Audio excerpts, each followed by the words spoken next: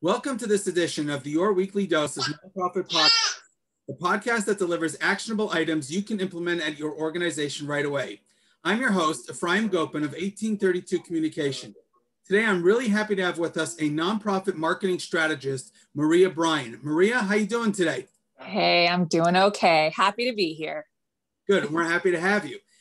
Let's introduce you to our listeners, watchers, and readers.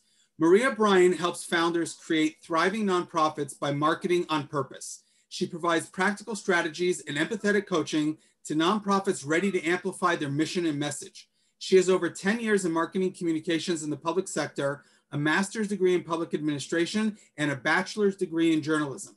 Maria is a firm believer that storytellers make the world a healthier, safer, cleaner, and happier place.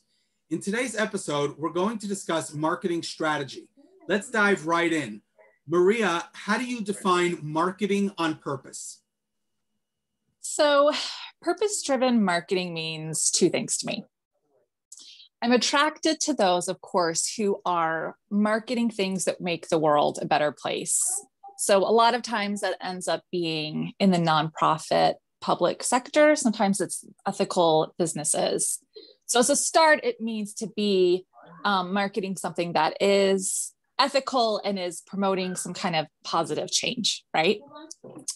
The other end of that is that those same marketers are putting some thought and research and purposefully marketing. They're not haphazardly posting on social media. They don't have an email list just because they think they should. They're not hopping on platforms because they think they should. They're not posting and publishing things the morning of just to get something out.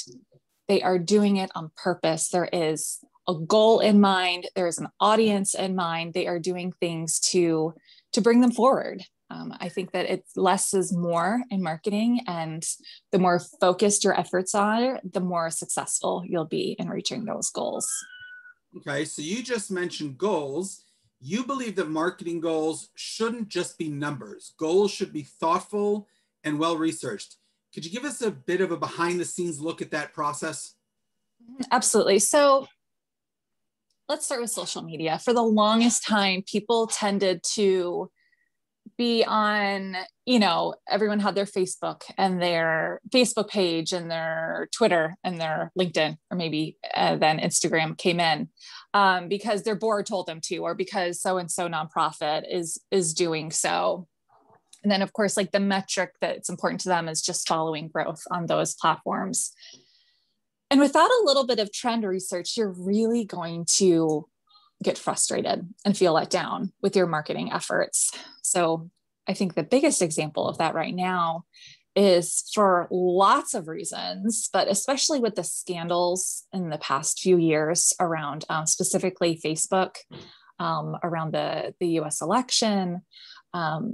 People have lost trust in social media platforms and have been brought to court to defend themselves on that. And as a result of that, Facebook has invested in private channels like Facebook groups. So Facebook pages organically, they're just not getting any reach right now. So it is a huge waste of effort to be posting on Facebook page. So I say just don't. And if you feel like your audience really does hang out in Facebook, then try to cultivate a Facebook group experience or a Facebook Messenger experience. So that's on one end, just to the, kind of like the top things you think that you have to be on, or the metrics, like you just have to have a thriving email list, or you need to have a thriving Facebook page.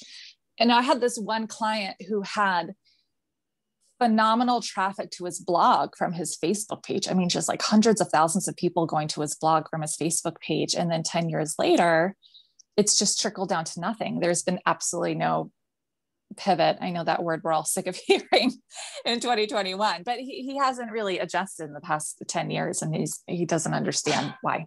So there's one other thing that I want to talk about when it comes to setting goals that are thoughtful. When you are starting out in nonprofit and you're trying to raise money, or maybe you have a business and you're trying to make sales, the numbers that you are looking at, right, are usually the amount donated or the amount of people donating, or the amount of sales and the amount of people that are buying things. I mean, these are metrics that are very important. Return on investment, right? This is why a lot of times why businesses exist. And it's what runs a nonprofit are these fundraising metrics. And so marketing and fundraising absolutely go hand in hand. So that is an important metric. But I find, and I'm learning this as a new business owner myself, you are just going to feel so deflated and so let down if you are focusing on those numbers the first 1 to 3 years of your nonprofit or business. Really, what you should be focusing on is brand awareness. So when everyone says to you, the numbers don't matter, the social media following doesn't matter, I actually think those first few years, it does matter. You really just want to get as many eyeballs as possible. You want as many people to know who you are as possible. So investing in brand awareness and authority building. So people, why do people buy items or donate? Because they know you, they like you, and they trust you. And that's not going to happen with a quick Facebook post from an organization you've never heard of before. So I see people throw hundreds of dollars that they barely have into Facebook ads, and they get really frustrating that it leads to nothing. So yeah, I guess the takeaway here is that make sure that the metrics you're tracking are realistic. Adjust your expectations. And the kinds of platforms that you're choosing, make sure that you have an understanding of what's going on with the algorithms and what's going on culturally, that's going to help you be successful. Excellent. So let's move on to today's actionable item.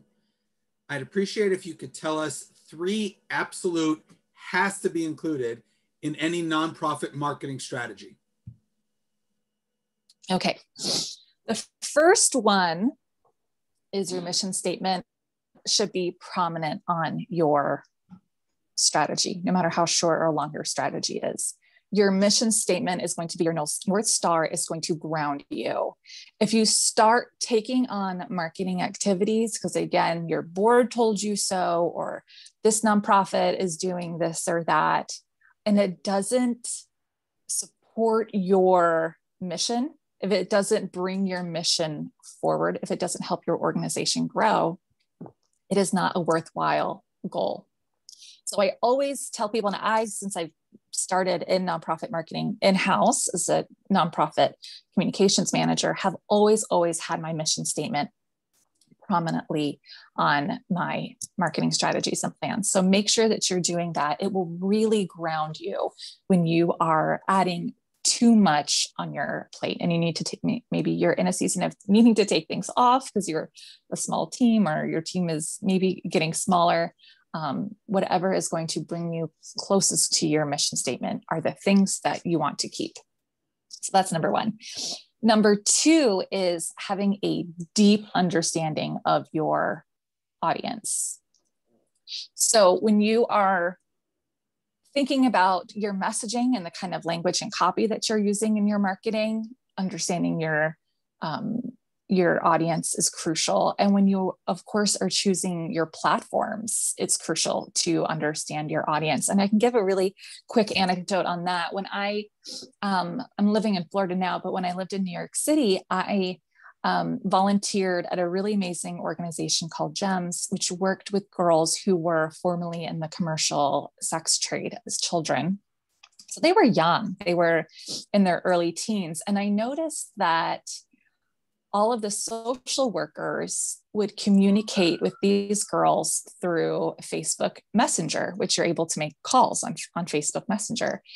And for a few reasons. One, that was just the platform that at the time they were more likely to be on, maybe not on a Facebook feed, but the Facebook Messenger is just what they used to talk to their friends.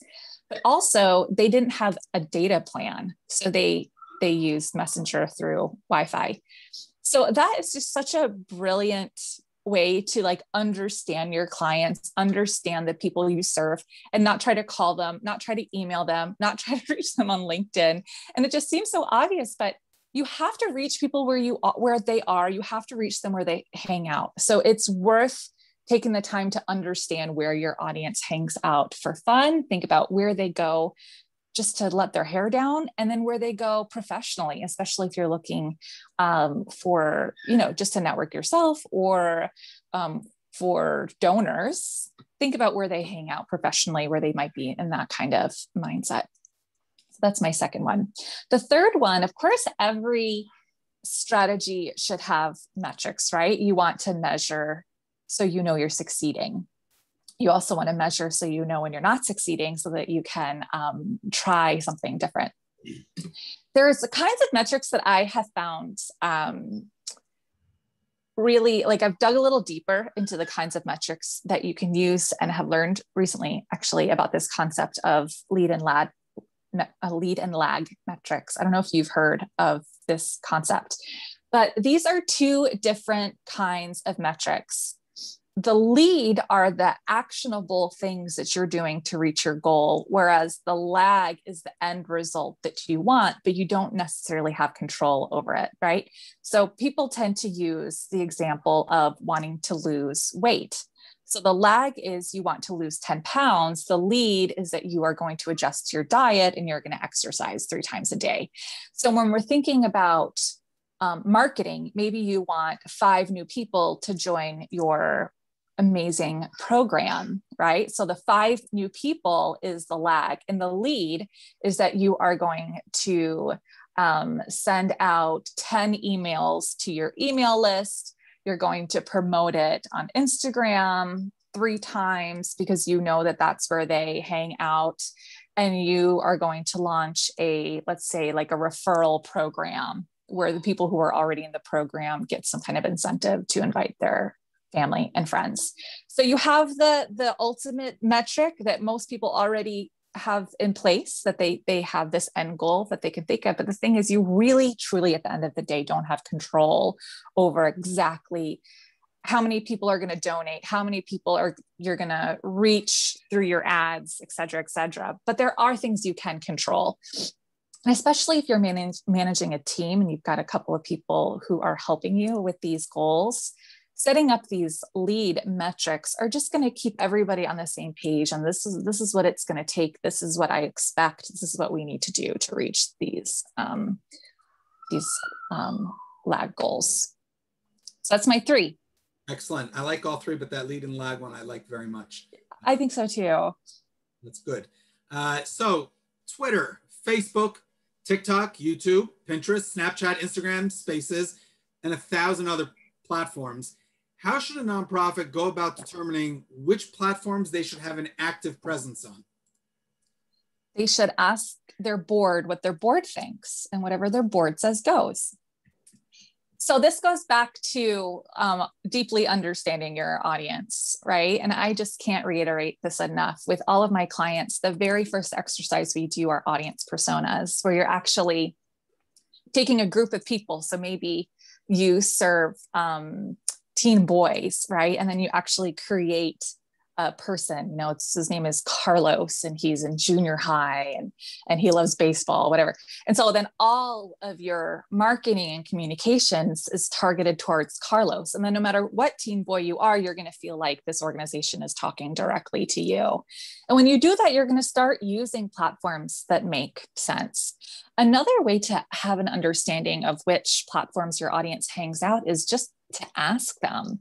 So for me, and a lot of times with nonprofits as well, and you could probably relate to this, is email seems to sometimes be a little bit more organic, right? People, they find you on social media, they find your website and they sign up for your email. And it's a much stronger engagement than maybe following you on social media. They really want to hear more from you. And sometimes it's hard to track exactly how they found you. For me, I know that a lot of people who are subscribed to my email list have read my blog posts. And so they signed up to kind of get more of that good stuff. And what I'll do annually is send a survey out to everyone on my email list, because if they're reading my blog and they're intrigued enough to sign up for my email, these are my people. These are the kind of people that I want to be communicating with. And so I asked them, like, what social media platforms are you hanging out on? And I list them. Or like, how do you prefer to learn? Like, are you learning through podcasts or through webinars or whatever it may be? And I incentivize it. I give them, I think last time it was like a $10 Starbucks gift card to fill out this survey. So I don't rely on the kindness of their hearts to take 5 minutes out of their day. So, and I encourage everyone to do the same. If you're doing a survey, incentivize it. Either each person receives something, or maybe they go into a raffle to receive something. And it enlightens so much for me, and it will for you too, to just ask people, or maybe you can get, if you have a program, an in-person program, have just a half an hour where there's donuts and coffee, and you can kind of ask them some questions about marketing communications and where they hang out. I think that's the most important thing. It's like, where do they hang out? Because that's where you want to be. Surveys are definitely the way to go. I'm a big fan. Huge. Yeah, me too. On your website, mariabryan.com, you describe yourself as, quote, having an obsession with the latest marketing trends, unquote. How do you keep on top of the latest and greatest?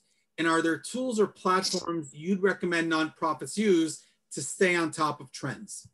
Yeah, that's a really good question. This has been a part of just who I am since I've started. When I first landed in nonprofit communications, I had a journalism degree and zero marketing experience. I mean, it's so interesting how people who just can tell a good story think that's all the skills they need. So, I didn't know what a KPI is. I didn't know, forget it. My first marketing plan was like 18 pages. I mean, I just didn't know. I didn't know anything. And so every free webinar I could get my hands on, any article I could read, I just soaked up as much information as possible. And that has never stopped.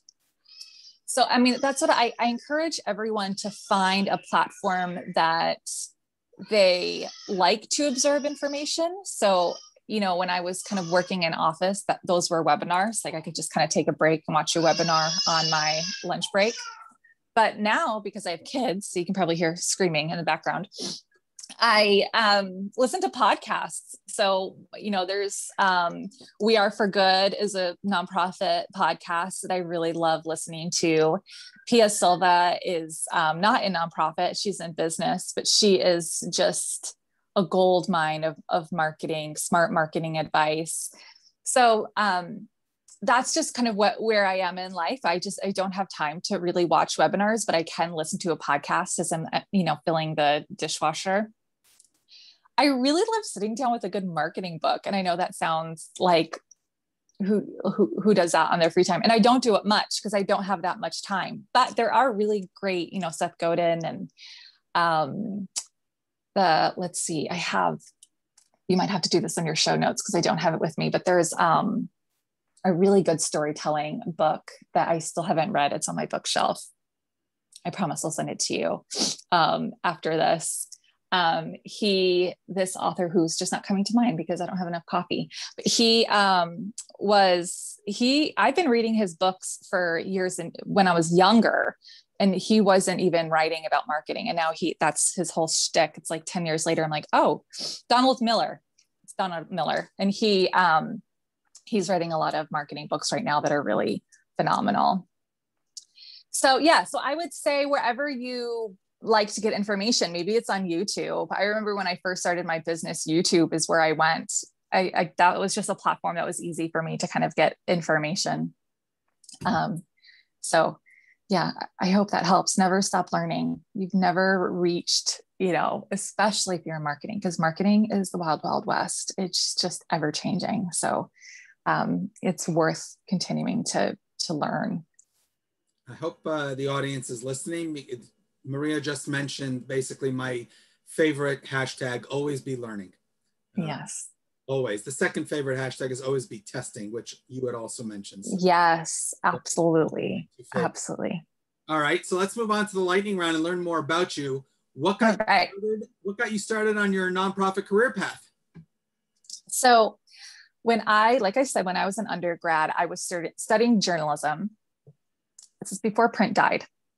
I went to heaven. So my plan was to be like a foreign correspondent. I was really drawn, I had studied in Uganda. I was really interested in like conflict abroad, and decided that to kind of get my feet wet in living abroad, I joined the Peace Corps. So I served in Ghana with the Peace Corps for a couple of years, and of course was very much on the ground. I was a public health volunteer, did a lot of work in water and sanitation, for HIV, hygiene, like really, really amazing programs, and worked with really amazing organizations and local leaders, and really had this internal struggle of like, do I want to tell these stories, or do I want to actually be in the field and doing this work? And I find this with a lot of Peace Corps volunteers, or just people in their 20s, that they really struggle with how to use their skill sets. And for those who do want to be in service, it's really difficult to choose like how to go about doing that. I came home right during the recession. I left in 2008, came back in 2010. So, it was very difficult getting a job anyway. I really wanted to get back into international development, and it just wasn't happening. It was just really, really hard, even to get into grad school at that time.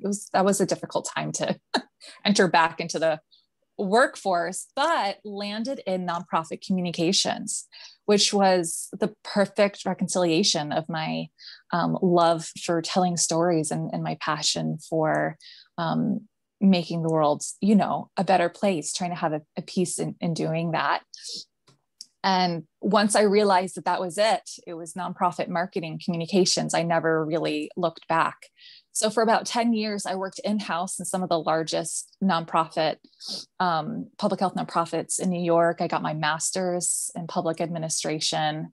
And then after about 10 years of that, including the Peace Corps, I started my family. I had my first daughter.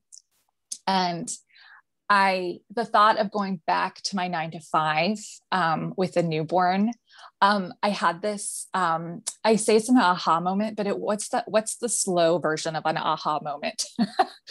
It was like over time, I started to realize that I really loved my job, but I hated the 9-to-5 grind. And I just couldn't do it anymore. I know I've told you this story before. So I quit my job right after maternity leave, essentially, and started my consultancy, where I still do nonprofit marketing, but now as a role as a trainer and a strategist and consultant for all kinds of nonprofits. So I continue to find my niche, just like I did in nonprofit communications. Was this big, this is where I belong. And now as a consultant, I'm like, this is where I belong. This makes me happy. This makes sense to me. Awesome. I love the fact you made me chuckle when you said 9-to-5, because I've never had a nonprofit job that was 9-to-5. So it was like 80 hours. Yeah, something like that. Yeah. The usual. Yeah. So given that you've been in the sector for over a decade, if there's one thing you could shake up in the nonprofit world, what would it be? I'm going to give you two, but they go hand in hand. One is the overhead myth. And the second is that nonprofits can't make a profit. So money is just a huge issue in the nonprofit sector. This is starting to change slowly, but so many people have this idea that when they donate to an organization, that money needs to go directly to those they serve. They don't want to hear that it goes towards salaries, that it goes towards a mortgage or rent of a building, computers, anything. And even 15 years ago, there'd be these huge exposés of nonprofits showing where their funds are going. And to look at these pie charts, they're perfectly appropriate, how much money that they are using for overhead. But people, I don't know, it's almost like a catch-22, because if you don't pay people well, they're not going to stay in nonprofit. If you want good people, you need to pay them effectively. So I've always struggled with that overhead concept, that you shouldn't be paid well because you're doing good things. I think those of us who are working to make really important changes should be compensated for that. And that they should have all the resources in the world that they need to do things effectively. So we need to continue to fight the overhead concept, and also that nonprofits can't make a profit. And that myth is so harmful because people who have nonprofits or leadership in nonprofit, they don't run their nonprofits like a business. They might spend all of their money on services instead of maybe investing or saving. They might be too reliant in one income stream, whether that be grants and donations, instead of looking into maybe some income generating activities. Listen, the Girl Scouts have been doing it for how long, right? And Goodwill is a huge retailer. So this is not something that I'm making up. There are organizations out there that make, that sell things to raise money, not just for their services, but to cover all kinds of things. So nonprofits are a business. They can and should bring in income. And I think it's time for us to think a little bit more creatively on how to diversify revenue streams and how to bring income in sustainably, and not just be relying on the goodness of people's hearts and grants that can be very inconsistent. I will co-sign both of those. You mentioned, you talked about this for a second a bit before, most memorable experience you had working for Peace Corps in Ghana. Yeah. I love that you asked that. I had so many adventures, and I know this is just maybe like a lame response, but really when I think of it, it's kind of just the day-to-day. There were two boys that would hang out with me quite a bit. One was the son of a community leader who just kind of helped me out. He was kind of like assigned to help me, like get water for my water tank and things like that. But then I kind of like adopted him. I feel like I adopted him. He started calling me mom, and he'd come visit me on his lunch breaks and after. He was just like always around. His name was Musa. And then Aze was, he had a physical and emotional handicap. And I don't even know what the diagnosis is. But he couldn't go to school. He had some kind of a syndrome where his like hands were big and his feet were big. And the community adored him, but culturally they felt that he was cursed because of the syndrome that he was born with. But he was also very, very attached to me, and I was very, very attached to him. So just and those two both would come to visit me, but ended up having to deal with each other and kind of drove each other crazy. So they were kind of like my two sons. So he was Aze. And so Musa, just my memories of Musa and Aze, and how we'd go on crocodile hunts together, and how we'd go to the market together, and they would just kind of help me shop or just sit and share a meal together. I mean, those are the times, especially now that life just gets so busy so quick. And those days just really, really instilled in me a sense of slowing down and enjoying one another. So I'd say, though that day-to-day with Musa and Aze were my most memorable times. I love that. Now moving away from that to your current, a little bit more of your current work, Facebook Live, love it or hate it, and why? I hate it. I hate it so much. So Facebook Live never fails to fail. Like Instagram Live, I've gotten used to. I have this theory that Facebook Live has some kind of a deal with StreamYard where they purposefully don't work so that we tried it, because they're like, well, if this doesn't work, you go ahead and get a different app. So Mary Anderson, who is just my nonprofit marketing partner, I don't want to say partner in crime, but my partner in what goodness and making the world a better place. Mary is amazing. And we both manage the digital marketing hive on Facebook. And so we want to do these sessions, and it's like, we want to pull our hair out because something that worked once will never work again. We have so many tech issues. I mean, it's been what, like since January. So like what, six months now? It's never gone smoothly. It goes better for Mary than for me. So maybe there's a little something to say about that, but I hate it very much. I hate Facebook Live very much. I appreciate your candidness and honesty about that. You love stories. So this was an easy question for me to ask. Favorite all-time story? Okay. I've thought long and hard about this.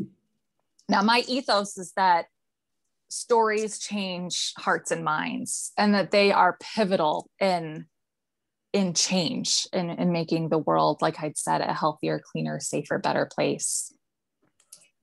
With that said, my favorite genre of stories are ghost stories. Anything supernatural.